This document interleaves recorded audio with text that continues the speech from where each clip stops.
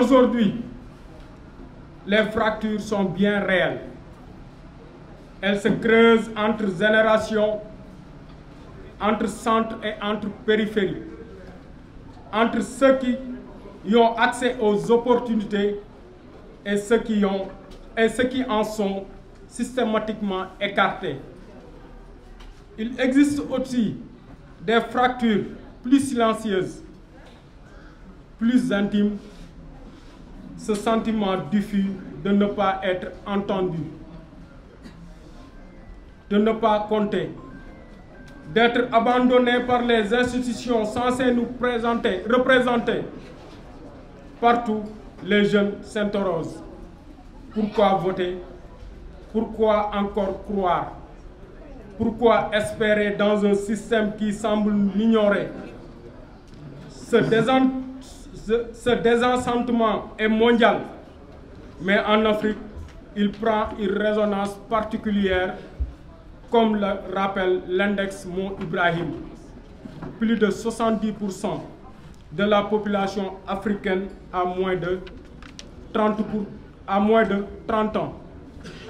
Pourtant, cette jeunesse est rarement représentée, rarement écoutée, rarement impliquée. Le philosophe camerounais Achille Mbembe le dit clairement. L'Afrique ne souffre pas d'un excès de jeunesse, mais d'un manque de projet pour sa jeunesse. Et c'est bien là l'un des défis majeurs de notre époque. Comment transformer cette énergie, cette vitalité, ce bouillonnement d'idées en projet collectif? Comment passer du potentiel à l'action, de la frustration à la construction? Dans ce contexte, le populisme séduit. Il rassure par son langage simple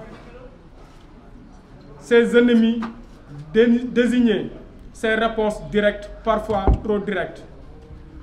Il transforme la colère en slogan et redonne à certains le sentiment d'être enfin vu, enfin entendu. Mais attention, le populisme n'est pas une solution. C'est un signal d'alerte, un symptôme, un cri, comme souligne Noam Chomsky.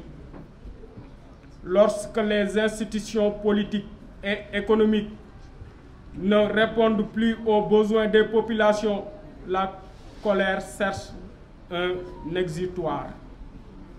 En Afrique, le populisme prend plusieurs visages.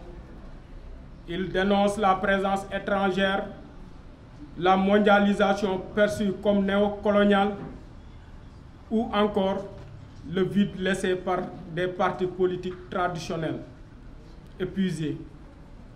Et ce vide, certains, sincères ou opportunistes, s'empressent de le combler. Faut-il alors céder au fatalisme? Certainement pas.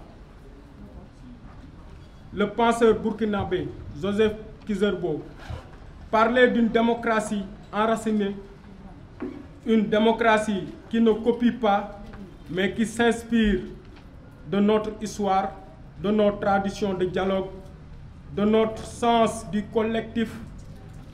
Et cette démocratie-là, des jeunes la font déjà vivre.